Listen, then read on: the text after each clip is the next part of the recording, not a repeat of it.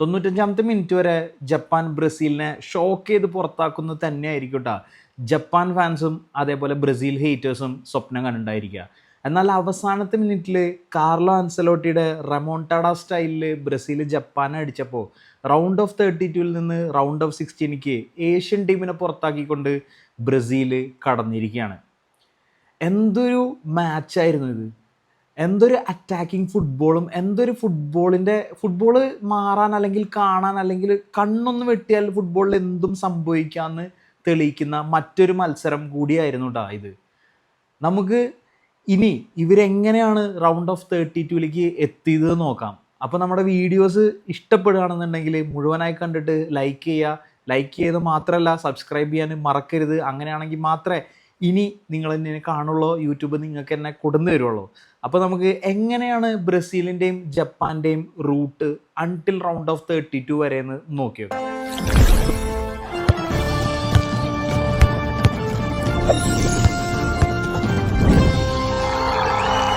Brazil മൊറോക്കോനെ ഒരു സമനിലയിൽ കുടുങ്ങിയിട്ടാണ് വരുന്നത്.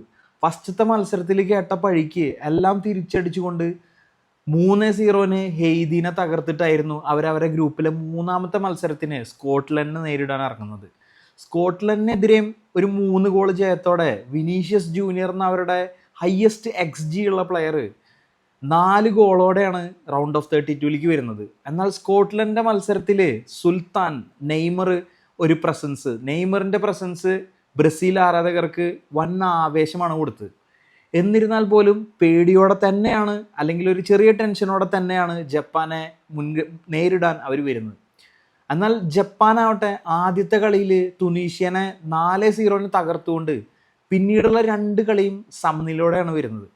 അവരുടെ മോസ്റ്റ് ഇമ്പോർട്ടൻറ്റ് പ്ലെയേഴ്സായ മിറ്റോമയും കൂബയും ഇല്ലാണ്ടാണ് ജപ്പാൻ വരുന്നത്, അല്ലെങ്കിൽ അങ്ങനെയാണ് ടീം ബിൽഡ് ചെയ്താക്കുന്നത്. അവരവരെ most important part of the പ്രോഗ്രാമാണ് കേട്ടോ ജപ്പാൻ്റെ. അവരില്ലാതെ വന്നിട്ട് പോലും ക്വിക്കായിട്ടുള്ള ട്രാൻസിഷനിലും ഗംഭീര മത്സരം കാഴ്ചവെച്ചിട്ട് തന്നെയാണ് 2 ടീമും വരുന്നത്. സോ 2 ടീമിനും 2 പാത്തായിരുന്നു. കാരണം ഫസ്റ്റ് കളി സമനിലയിൽ വന്ന് 2 കളി 3-0 ജയിച്ചിട്ട് അത്ര അധികം ഗോൾ അടിച്ചിട്ട് വരുന്ന ബ്രസീലും, എന്നാൽ ആദ്യത്തെ കളി നല്ല ഫോമായിട്ട് രണ്ടാമത്തെ കളി തട്ടിമുട്ടി സമനില വെച്ച് ഒരു ഡീസൻറ്റ് കളിയോടെ ജയിച്ച ജപ്പാനുമാണ് വരുന്നത്. എന്നാൽ ഒരുപാട് ആരാധകർ, ബ്രസീലിന് എത്രത്തോളം ആരാധകരുണ്ടോ അതേ ആരാധകർ ജപ്പാനും ഉണ്ടായിരുന്നു. എന്നാൽ most of the football fans ബ്രസീലും ജപ്പാനുമുള്ള ഈ മത്സരം വളരെ സങ്കടത്തോടെ ആയിരിക്കും കണ്ടിട്ടുണ്ടാവുക. കാരണം 2 ടീമും മികച്ച ടീമുകളാണ്, നല്ല ടീമുകളാണ്, എല്ലാവരും മുന്നോട്ട് പോകണം എന്ന് വിചാരിച്ച ടീമുകളാണ്. പക്ഷേ എന്ത് ചെയ്യാനാ, ഇത് ഫുട്ബോളാണ്. ഒരാൾക്ക് ജയിച്ചേ പറ്റുള്ളൂ, ഒരാൾ തിരിച്ച് വീട്ടിൽ പോകണം, ഒരാൾ മുന്നോട്ട് പോകണം. അങ്ങനെ ഫസ്റ്റത്തെ ഹാഫിലേക്ക് ബ്രസീൽ ജപ്പാനും ഇറങ്ങുകയാണ്. ആസ് യൂഷ്വൽ നോർമലായിട്ട് അവർ ബോൾ കീപ്പ് ചെയ്ത് ക്വിക്കായിട്ടുള്ള അറ്റാക്ക് ചെയ്യാൻ ശ്രമിക്കുമ്പോഴും ബോൾ കയ്യിൽ വെച്ച് നോർമലായിട്ടുള്ള ബ്രസീലിൻ്റെ നമ്മൾ ഫസ്റ്റ് 3 കളി കണ്ട അതേ സ്റ്റൈലുള്ള ബ്രസീലിനെ തന്നെയാണ് നമ്മൾ ഈ ഫസ്റ്റ് ഹാഫിലും ജപ്പാനെതിരായിട്ടുള്ള മത്സരത്തിൽ നമ്മൾ കണ്ടത്. എന്നാൽ കസമിറോൻ്റെ ഒരു ഒറ്റ മിസ്സിൽ തിരിച്ചു വന്ന് ജപ്പാൻ ക്വിക്കായിട്ടുള്ള ഒരു ട്രാൻസിഷൻ ചെയ്തിട്ട് ഒരു കിഡിലൻ സോളോ ഗോള് അലിസനെ കബളിപ്പിച്ച് അടിക്കുമ്പോഴാണ് ആ സ്റ്റേഡിയത്തിലെ ഒരു ഭാഗം മൊത്തം നിശബ്ദമായത്. സത്യം പറയുകയാണെങ്കിൽ ആ സാനോൻ്റെ ഗോള് അതൊരു എണ്ണം പറഞ്ഞ ഗോൾ തന്നെയായിരുന്നു. വേൾഡ് കപ്പിൽ ഒരു മികച്ച ഗോളിൽ ഒന്ന് തന്നെയാണെന്ന് പറയാം. എന്നാൽ ആ ഗോളിന് ശേഷം ആ ഗ്രൗണ്ട് ബ്രസീൽ ആരാധകർ മൊത്തം ശാന്തരാവുകയും അതിനുശേഷമുള്ള ബാക്കി 20-25 മിനിറ്റ് വരെയുള്ള ഫസ്റ്റ് ഹാഫിലെ ബ്രസീലിൻ്റെ കളി വൻ സ്ട്രെസ്സായിട്ടുള്ള അല്ലെങ്കിൽ പ്രഷർ ഹാൻഡിൽ ചെയ്യാൻ പറ്റാത്ത ഒരു ബ്രസീൽ, സാധാരണ ട്രഡീഷണൽ പവർ ഹൗസായ ബ്രസീലിൽ നിന്ന് മാറി നോർമൽ ഫുട്ബോളേഴ്സ് പോലെ കളിക്കുന്ന പോലെ ആയിട്ടാണ് എനിക്ക് തോന്നിയത്. എന്നാൽ കസമിറോ ആ നഷ്ടപ്പെട്ട ആ ചാൻസ് അവർ മുതലാക്കിയപ്പോൾ, ജപ്പാൻ ഗോളടിച്ചപ്പോൾ അത് വീണ്ടെടുക്കാൻ റിവെഞ്ച് എന്ന വണ്ണം കസമിറോ ഹെഡ് ചെയ്തിട്ട് ആ ബോള് സുസുക്കി എന്ന് പറയുന്ന ജാപ്പനീസിൻ്റെ ഗോൾ കീപ്പർ കിടിലനായി സേവ് ചെയ്തുകൊണ്ട് വൻതോതിൽ ബ്രസീലിനെ തിരിച്ചടികൾക്ക് വിധേയമാക്കി ഫസ്റ്റ് ഹാഫിൽ നിന്ന് തന്നെ വേണം പറയാൻ. ഫസ്റ്റ് ഹാഫിൽ ജപ്പാൻ പിടിച്ചു നിൽക്കാൻ കാരണം അവരുടെ ഗംഭീര ഡിഫൻസും അതേപോലെ തന്നെ അവരുടെ ഗോൾ കീപ്പറിൻ്റെ സുസുക്കി എന്നുള്ള ഗോൾ കീപ്പറിൻ്റെ മികവാണ്. എന്നിരുന്നാലും ഫസ്റ്റ് ഹാഫിൻ്റെ വിസിൽ മുഴങ്ങി ഡഗ് ഔട്ടിലേക്ക് പോയി തിരിച്ചു വന്ന ഉടനെ എൻട്രിക്കിനെ ഗ്രൗണ്ടിലേക്ക് ഇറക്കി വിടുന്ന ആൻസലോട്ടിനെയാണ് നമ്മൾ കാണുന്നത്. തുടങ്ങിയ ആദ്യ നിമിഷം തന്നെ ഒരു ഗംഭീര അറ്റാക്കിലൂടെ എൻട്രിക്ക് കടക്കാൻ ശ്രമിച്ചെങ്കിലും, ഇപ്പുറത്ത് വിനീഷ്യസ് കടക്കാൻ ശ്രമിച്ചെങ്കിലും അങ്ങനെ പ്രത്യേകിച്ചൊരു വലിയൊരു വെല്ലുവിളി ജപ്പാൻ ഉണ്ടാക്കാൻ പറ്റിയിട്ടില്ല എന്നാണ് കാര്യം. ജപ്പാനെതിരെ ഉണ്ടാക്കാൻ പറ്റിയിട്ടില്ല എന്നുള്ളതാണ് കാര്യം. എന്നാൽ അത് കഴിഞ്ഞ് ഗബ്രിയൽ മാഗലസ്, അതായത് കളി ബ്രസീലിൻ്റെ കയ്യിൽ മാത്രമായിന്ന് നമ്മൾ മനസ്സിലാക്കുമ്പോഴാണ് ഗബ്രിയൽ മഗലസ് ചിത്രത്തിലേക്ക് വരുന്നത്. സത്യം പറയുകയാണെങ്കിൽ ഈ ഒരു ട്വീക്ക് എൻട്രിക്കിനെ, അതായത് മുള്ളിനെ മുള്ളു കൊണ്ടെടുക്കാനുള്ള ആൻസലോട്ടിയുടെ തന്ത്രമാണ് നമ്മളിവിടെ മനസ്സിലാക്കേണ്ടത്. കാരണം എന്താ വെച്ചാൽ ജാപ്പനീസ് അല്ലെങ്കിൽ ജപ്പാൻ നാഷണൽ ടീം ഫസ്റ്റ് ഹാഫിൽ തന്നെ നമ്മൾ കണ്ടു ക്യുക്കായിട്ടുള്ള ട്രാൻസിഷനാണ്, ക്യുക്കായിട്ടുള്ള മൂവ്മെൻറ്റ്സ് ആണ്. അതേപോലെ കൗണ്ടർ വരുമ്പോൾ ബ്രസീൽ സ്റ്റക്കാണ്. മാർക്കിഞ്ഞോസും ഗബ്രിയൽ അവിടെ ഉണ്ടെങ്കിൽ പോലും ഫ്രണ്ടിൽ നിന്നുള്ള പ്ലേയേഴ്സ്, ഈവൻ കൂനിയ വരെ ഇറങ്ങി വന്ന് ബ്രസീലിൻ്റെ ബാക്ക് സപ്പോർട്ട് ചെയ്യേണ്ട ഒരു അവസ്ഥയാണ്. കാരണം അത്രയും സ്പീഡിലാണ് ജപ്പാൻ്റെ ട്രാൻസിഷൻ. എന്നാൽ ഇത് മറികടക്കാൻ വേണ്ടിയിട്ട് ആൻസലോട്ടി ചെയ്തതെന്ന് വെച്ചാൽ അതേ സ്പീഡുള്ള അല്ലെങ്കിൽ അതേ സ്കില്ലും എബിലിറ്റിയുള്ള പ്ലേയേഴ്സിനെ ബ്രസീൽ നിരയിലേക്ക് കൊണ്ടുവരിക എന്നുള്ളതാണ്.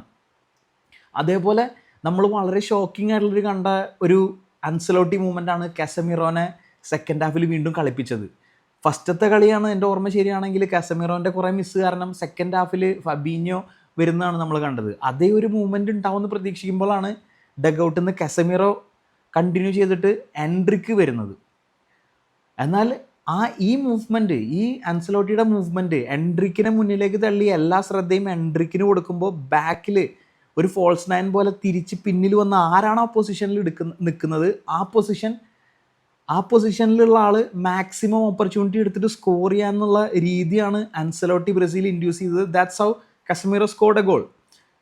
ഗബ്രിയൽ സെയിം നമ്മൾ ആഴ്സണലിൽ എന്താണോ കാണുന്നത് അതേപോലെ കയറി നിന്ന് ഒരു വൈഡ് പോസ്റ്റിലേക്ക് വെച്ച ഒരു ball, high ball Casemiro head ചെയ്തിടുമ്പോൾ വി ഓൾറെഡി നോ ദാറ്റ് ഈ കളിയുടെ ഗ്രിപ്പ് ബ്രസീൽ തിരിച്ചു പിടിക്കാൻ പോവാണെന്ന്. എന്നാൽ അത് കഴിഞ്ഞ ഉടനെ വിനീഷ്യസ് ഒരു കിടിലൻ മൂവ്മെൻറ്റിൽ ഒരാളെ നട്ടയും ഇട്ടുകൊണ്ട് അടിക്കാൻ പോസ്റ്റിലേക്ക് വരുമ്പോഴാണ് സുസുക്കി എന്നുള്ള ഈ ഗോൾ കീപ്പറിനെ കുറിച്ച് പറയാതിരിക്കാൻ പറ്റില്ല കേട്ടോ. 22-23 വയസ്സായിട്ടുള്ളൂ, പക്ഷേ കിടിലൻ goal keeper. Finger tip save കൊണ്ടാണ് വിനീഷ്യസിൻ്റെ ആ ഫസ്റ്റത്തെ ഗോളിന് ശേഷമുള്ള തൊട്ടടുത്ത ആ മൂവ്മെൻറ്റ് ആൾ തട്ടിക്കളഞ്ഞത്. സ്റ്റിൽ ജപ്പാൻ തിരിച്ചു വരും എന്നുള്ള പ്രതീക്ഷയിൽ എല്ലാവരും കളി കാണാണ്. ബ്രസീൽ ഫാൻസ് ടെൻഷനാണ്, എപ്പോൾ ഗോളടിക്കും, ഇഞ്ചുറി ടൈമിലേക്കാണോ പോകുന്നത്. കാരണം അറ്റാക്ക് അത്ര അടിപൊളിയായിരുന്നു. ആ ഒരു ഗോളിന് ശേഷം ബ്രസീലിൻ്റെ XG എന്ന് പറയുന്നത് 1.72 ആണ്. അതേപോലെ ജപ്പാൻ ആ സമയത്ത് 0.23 ഉള്ളൂ. ഓൾറെഡി ജപ്പാൻ ബ്രസീലിനെ ഡിഫെൻഡ് ചെയ്യാനുള്ള പാതയിലാണ് കളി മുന്നോട്ട് പോയിക്കൊണ്ടിരിക്കുന്നത്. അങ്ങനെ ഒരുപാട് ചാൻസസ് വരുന്നു, എൻട്രിക്കിന് കുറേ ബോൾ വരുന്നു, എൻട്രിക്ക് പരമാവധി ശ്രമിക്കുന്നു, ഫ്രണ്ടിലേക്ക് പോകുന്നു, കണക്ട് ചെയ്യാൻ പറ്റുന്നില്ല വിനീഷ്യസിന്. അതേപോലെ വിനീഷ്യസ് ഇപ്പുറ സൈഡിൽ ബോളായിട്ട് ലെഫ്റ്റ് വിങ്ങിൽ ഓടിക്കൊണ്ടേയിരിക്കുന്നു, എന്നാൽ കണക്ട് ചെയ്യാൻ പറ്റുന്നില്ല എൻട്രിക്കിന്. അവിടെ ഒരു ചെറിയ കമ്മ്യൂണിക്കേഷൻ്റെ പ്രശ്നങ്ങൾ, അവരുടെ ഒരു സിങ്കിൻ്റെ പ്രശ്നങ്ങൾ, അങ്ങനെ കളി മുന്നോട്ട് പോവാണ്. ജപ്പാൻ ഇതിൻ്റെ ഇടയിൽ 1-2 കൗണ്ടർ അറ്റാക്സ് വരുന്നുണ്ട്, പക്ഷേ വെൽ ഡിഫെൻസീവായിട്ട് ബ്രസീൽ നിൽക്കുകയാണ്. അങ്ങനെ ഫബീഞ്ഞോ വന്നിട്ട് മാർട്ടിനെലി വരുന്നു. മാർട്ടിനെലി എന്നൊക്കെ പറയുന്നത് അത്രയും പേസുള്ള പ്ലെയറാണ്. ഇത്രയും പേസുള്ള ഒരു ഫുട്ബോൾ സ്റ്റൈലിൽ നിന്നാണ്, ഇംഗ്ലീഷ് പ്രീമിയർ ലീഗിൽ നിന്നാണ് മാർട്ടിനെലി വരുന്നത്.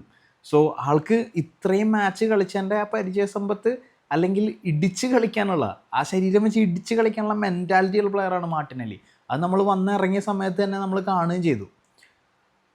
അങ്ങനെ 95-ാമത്തെ മിനിറ്റിലേക്ക് കടക്കുന്നു.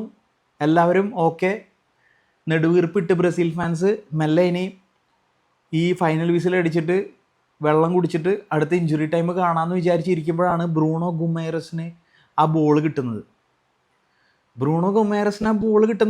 ആ കളി കാണുമ്പോൾ നമ്മൾ ശ്രദ്ധിക്കണം, ബ്രൂണോ ഗുമേറസ് എങ്ങനെ മാർട്ടിനെലി അവിടെ ഉണ്ടെന്ന് മനസ്സിലായി. കാരണം റൈറ്റിലെ പ്ലെയർ ഉണ്ട്, ലെഫ്റ്റിലൊരു പ്ലെയർ ഉണ്ട്. ആ ബോൾ കിട്ടിയതിന് ശേഷം ജപ്പാൻ ബ്രൂണോ ഗുമേറസിനെ സെറ്റിലാവാൻ നിങ്ങൾ സമയം കൊടുത്തു കഴിഞ്ഞാൽ, അതേപോലെ കൂന്യ, അതേപോലെ ഏതൊരു മിഡ്ഫീൽഡർ ആയിക്കോട്ടെ, നിങ്ങൾ മിഡ്ഫീൽഡറിന് ബോക്സിന് പുറത്ത് സെറ്റിലാവാൻ ടൈം കൊടുത്താൽ നിങ്ങൾ നിങ്ങളുടെ കുഴി തോണ്ടിക്കൊണ്ടിരിക്കുകയാണെന്നുള്ളതാണ് സത്യം. കാരണം ഇത്രയും ക്രിയേറ്റീവ് പ്ലേ മേക്കറായിട്ടുള്ള players, for example Bruno Fernandes, അതേപോലെ വിറ്റീഞ്ഞയ്ക്കൊക്കെ ഇതേപോലത്തെ ഒരു സ്പേസ് കിട്ടിക്കഴിഞ്ഞാൽ നശിപ്പിച്ച് കളയും ഡിഫൻസ്. അപ്പോൾ ബ്രൂണോ ഗൊമേറസിലേക്ക് തിരിച്ചു വരാം. ബ്രൂണോ ഗൊമേറസിന് ആ ബോൾ കിട്ടുന്നു, ഒറ്റ ലുക്ക്, 2 സെക്കൻഡിൽ നോക്കുന്നു. ഓക്കെ, മാർട്ടിനെലി അവിടെ ഉണ്ട്, ബോൾ ഇപ്പുറത്തെ കാലിൽ വെച്ചിട്ട് വെച്ചു കൊടുക്കുന്നു. മാർട്ടിനെലി വലിയ ആർഭാടങ്ങളൊന്നുമില്ല, പോസ്റ്റിലേക്ക് അടിക്കുക എന്നുള്ളതാണ് ലക്ഷ്യം.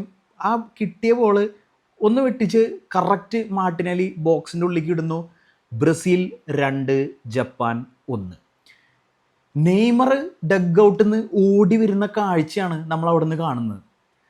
നെയ്മറോടൊപ്പം ഒരു ഫുൾ ബ്രസീലിൻ്റെ കംപ്ലീറ്റ് സ്ക്വാഡും ഗ്രൗണ്ടിലേക്ക് ഓടി വരുന്ന ആ രംഗത്തിൽ ബ്രസീൽ ആരാധകർ നെടുവീർപ്പോടെ ജീവൻ തിരിച്ചു വന്നവണ്ണം ആ മത്സരത്തിൽ ജപ്പാനെ തോൽപ്പിക്കുകയാണ്. ഒടുവിൽ ആ ഫൈനൽ വിസിൽ മുഴങ്ങുമ്പോൾ ബ്രസീൽ 2-1 ജപ്പാനെ തോൽപ്പിച്ചിരിക്കുന്നു.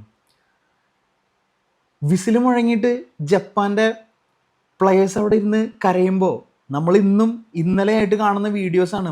മാത്യൂസ് കുനിയ പോയിട്ട് അവരെ ആശ്വസിപ്പിക്കുന്നത്, അതേപോലെ നെയ്മർ പോയിട്ട് ആശ്വസിപ്പിക്കുന്നത്. കാരണം ബ്രസീൽ ഇതിലും വലിയ തകർച്ചയിലൂടെ കടന്നുപോയതാണ്. ബ്രസീലിനെ ഇന്ന് ഈ കാണുന്ന ലോകം മൊത്തം കളിയാക്കിയതാണ്. ഇന്നലെ പുറത്തായ ഗ്രൂപ്പ് സ്റ്റേജിൽ നിന്ന് പുറത്തായ ജർമ്മനി 7 ഗോൾ അടിച്ച് ബ്രസീലിനെ പുറത്താക്കുമ്പോൾ ബ്രസീൽ ഫാനായ ഞാൻ എൻ്റെ നാട്ടിൽ റോട്ടിലിരുന്ന് കരഞ്ഞ മനുഷ്യനാണ്.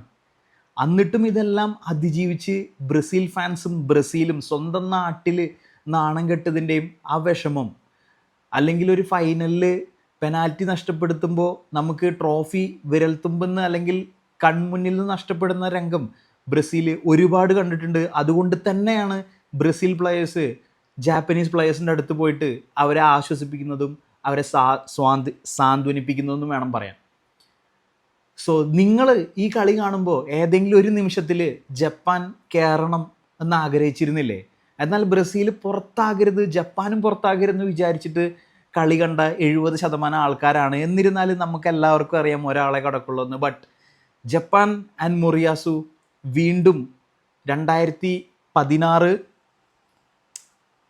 2018, 2022, 2026 റൗണ്ട് ഓഫ് 16 അല്ലെങ്കിൽ റൗണ്ട് ഓഫ് 32 വീണ്ടും പുറത്തായിരിക്കുകയാണ്.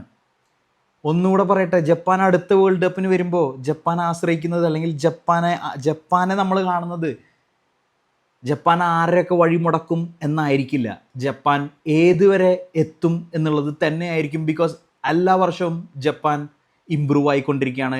ആൻഡ് ദിസ് ബ്രസീൽ ഫസ്റ്റത്തെ കളിയിൽ കണ്ട ബ്രസീലിനല്ല നമ്മൾ രണ്ടാമത്തെ കളിയിൽ കണ്ടത്, രണ്ടാമത്തെ കളിയിൽ കണ്ട ബ്രസീലിനല്ല നമ്മൾ മൂന്നാമത് കണ്ടത്, ആൻഡ് ഈ 3 കളിയിലും കണ്ട ബ്രസീലിനല്ല നമ്മൾ 4ാമത്തെ കളിയിൽ കണ്ടത്.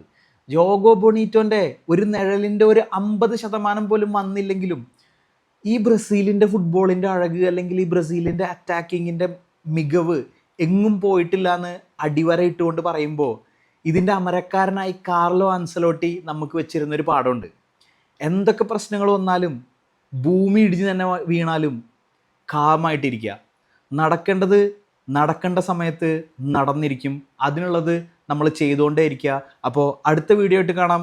നമ്മൾ സബ്സ്ക്രൈബ് ചെയ്തിട്ടില്ലെങ്കിൽ എന്തായാലും സബ്സ്ക്രൈബ് ചെയ്യുക. വീണ്ടും കാണും വരയ്ക്കും പാക്കലാം.